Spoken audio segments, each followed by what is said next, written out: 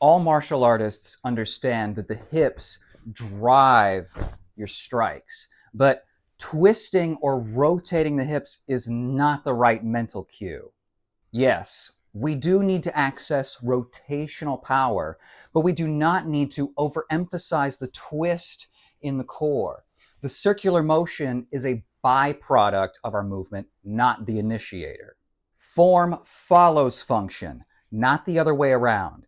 Instead of trying to fit our movements to the prescribed postures and positions, we should allow the function to inform our form. Instead of twisting the hips and shoulders, we should instead fold at the joints. A straight line to the target is the most direct and the fastest. Okay, to crack a whip, you do not move in circles. You move in straight lines. The whip itself is what creates the curve as a byproduct that follows your linear initiation. This is exactly what happens with your arms and legs when you fold at the hips and shoulders. Even for hooks, right? If I throw a hook, I don't do one of these. I'm not holding a baseball bat. I fold at the hip, unfold at the shoulder, and then let the momentum finish the hook for me. It's not here, it's here, here. Okay, this is not poker, it's karate or martial arts. It's basic body mechanics. We access the rotational power as a result of our core remaining stable and moving through this small range here. If I twist where my shoulders are way in front of my hips here, all of these muscles are disconnected, right? It reduces the amount of power I can generate, and I end up bleeding a lot of that force through the small places where I'm not solid. That's not to say that your shoulder will never go in front of your hip, but again, we don't want to create the image of twisting for the sake of looking correct. We want to perform it correctly, and if you do, the twist will happen on its own. Let's look at this in our Kihon. Okay, let's start with Geiran Barai, downward sweeping block. This is often taught as a circle that comes this way, but that's not how you should think about it. Okay, you want to fold at the joints to allow the fastest movement. So instead of creating these big circles arbitrarily, performatively, you move in a line and allow your limbs to create the circle. It is not the goal.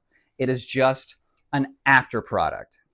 As I prepare, I fold at the shoulder and hip. Then I unfold to extend the block. So it really feels like I'm going straight up, straight down. But because our joints work this way, there is a little bit of a curve. I am not making the curve. The curve is made by my straight line. It's faster, it's easier, less muscular, more direct, all of the things we want, and it's the entire MO of karate, direct straight lines. Okay, so I fold here like I'm pinching some paper in the hip and shoulder creases. Here, I prepare, unload, fold, unfold. Instead of making the sweep, I fold, unfold, pop, pop, pop, pop, pop, pop. Fold, collapse, expand. Same thing with every other strike or block, like agyuke. Same thing. Instead of making this big circle, move in a straight line and let the hips and shoulders generate that movement. So we prepare, fold in, coming straight up. As I unfold here, I unfold the shoulder. Shoulder and hips pinch, expand. Again, much faster. Your belt should be moving when you perform these movements. It reinforces everything with your entire body. Same thing with shuto uke, right? We prepare, we fold everything, collapse in towards the center, and then unfold. Fold together, together, unfold. Fold together, together, collapsing, pinching in here, out. Now, it's not just the hands that fold and unfold. Even in our stances, we do this, right? If I'm moving forward in a shikodachi, I do not want to swing open a barn door. Okay? It's slow, awkward, and you can tell just by looking at it that it's not right. Instead, I fold this joint into a straight line, squeeze through, and open again. Okay? I'm in my shikodachi. Hips are open, unfolded. I pinch here, fold. Now I can move straight forward, very quick, open again. Now this principle should be applied across the board, but let's look at specific examples from our kata. In Heian Yondan, we have this kick, empi, right? I am not swinging this elbow around like a baseball bat, swinging the hip around this way. I'm moving this hip forward. It's open, closed. Straight line, here to here. Now, the curve just happens naturally, but it's smaller, which means it's faster and more direct, right? So, from the side, we open, kick, open hips, and now I'm going to pinch that close. Okay? Open, open, just like that. Another example is Heian Godan. Okay?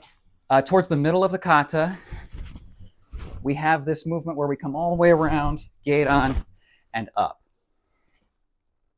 Again, we're not swinging open barn doors. This isn't a saloon. All right? So, here, instead of coming around to block this way, which takes forever, I'm going to pinch at the shoulders, draw everything towards the center, and let that drive through this way. It's exactly like the shikodachi. I'm here.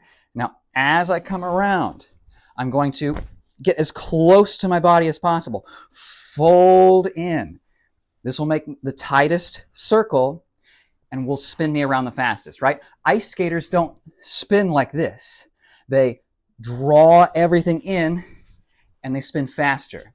I initiate the block by folding into myself and open everything up, shoulders and hips, to reinforce that block with my back and hip musculature. One more time. Here. Slowly. Draws close to me. Unfolds. We have this same sort of movement towards the end, right? You have your manji-uke. And instead of coming around and sweeping down in this big movement that takes forever, we want to be snappy, direct. Here, step up. Again, fold in. The prep covers your body. Very close. You don't block out here. Okay, manji. Manji-uke. Fold in. Collapse. Expand.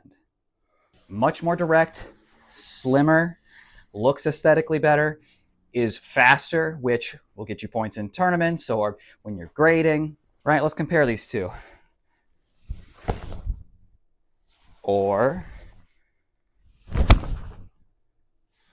in, out, in, out. Basai Dai has a ton of opportunities to really practice this principle. Okay, so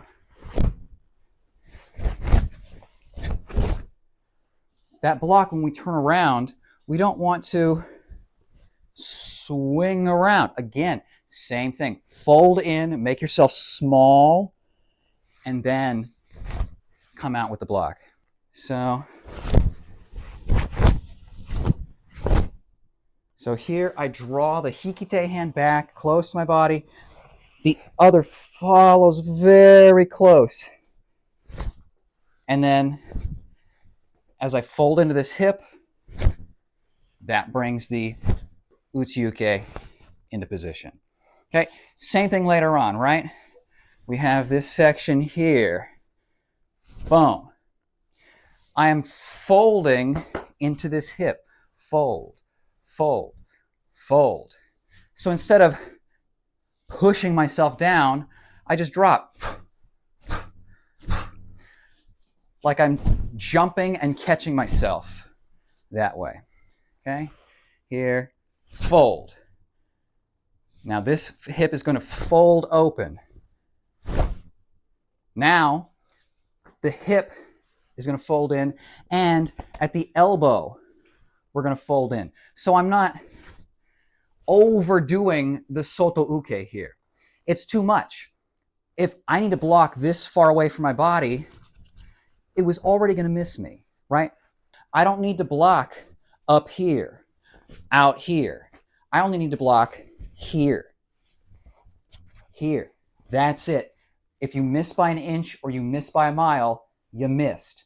So don't overcommit your posture, your balance, your energy. Do not create more tension than you need to. We block towards the center line. This circle happens just because we're rotating the wrist. That's it. Not at the elbow. Okay? Here. Fold. Unfold. Fold. Unfold. Fold. I am pinning my elbow to my torso as fast and as direct as possible. Here. As the punch comes in, I block only where I need to without any excess movement. Okay? This might feel like you're really going soto, outside. Too much. Okay? The minimum effective dose is what we want. So again, here, I fold into the hip, unfold the shoulder. This hip is folded in, unfold it out. Fold, fold, fold. Seisan, one of my favorite katas ever across all styles, has a few moments like this.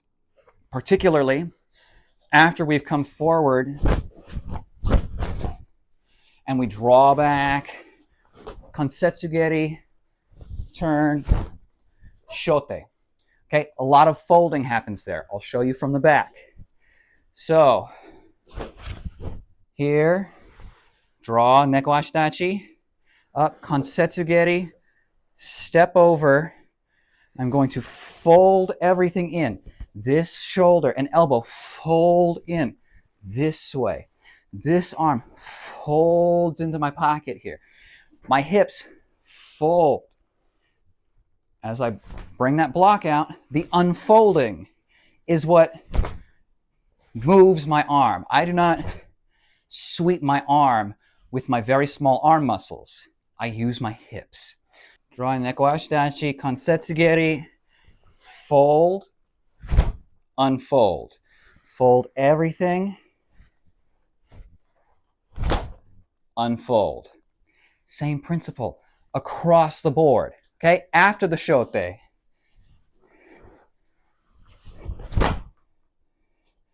I fold towards my center and open. As I perform the kakiyuke, this is not just about my hand. Everything folds. So, here, fold this hip in to draw this in. It's connected to my center. Okay? This is a lot more muscle than this. So, kansetsu.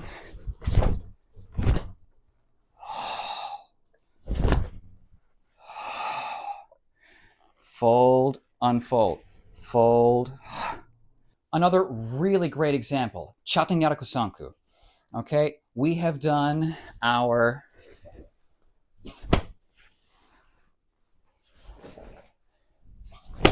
now we are getting ready to do shuto, shuto, shuto, shuto.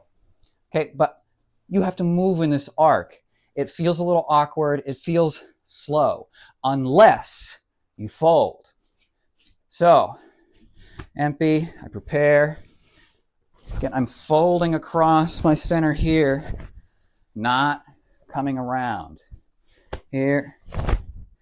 Now, as I perform the third shuto, I'm not rotating this way. I am coming through the center, collapsing and unfolding. 1, 2, fold everything. Hip and shoulder draw first, and everything else comes after as a byproduct, the end of the whip.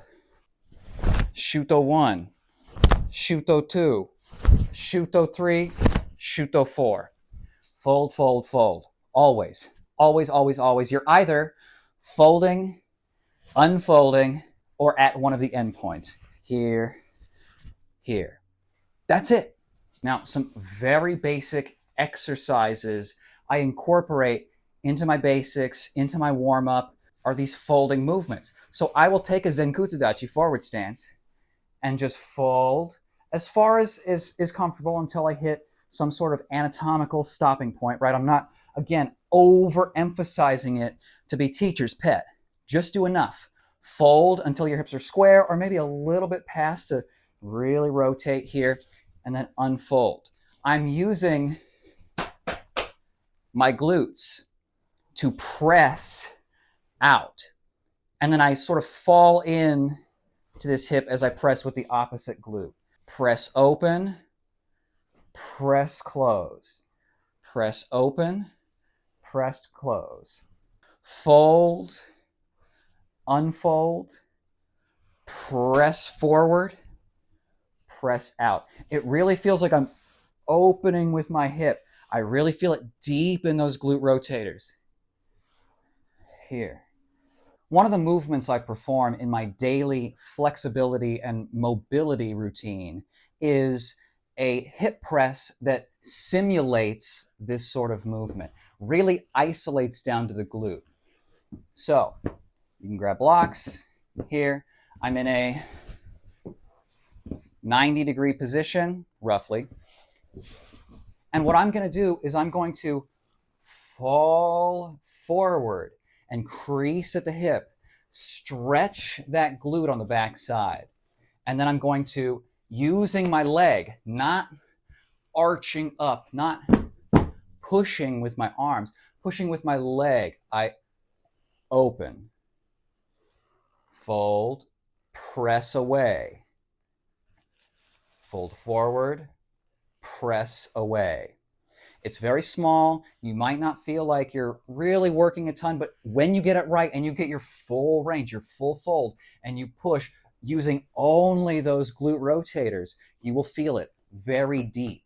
Now, this doesn't have to be performed on the floor. If you're not mobile or flexible enough to do this, you can do this on a raised surface like a chair or a bench, anything where you can get your hip into this turned out position and then fold forward, get a good stretch, find your end range, and then press the earth away from you. Now, initially, this might be difficult or make you sore, and it won't feel very powerful. But once you ingrain this into your nervous system, strengthen those muscles, teach them how to fire out and in, you will notice your hand speed increases, your hip dexterity increases, your stance strength increases. This is one of the most valuable exercises or mental cues that I could possibly give you to improve yourself across the board. Bruce Lee tells you to be like water. I'm going to tell you, be like origami, my friend. Fold, unfold.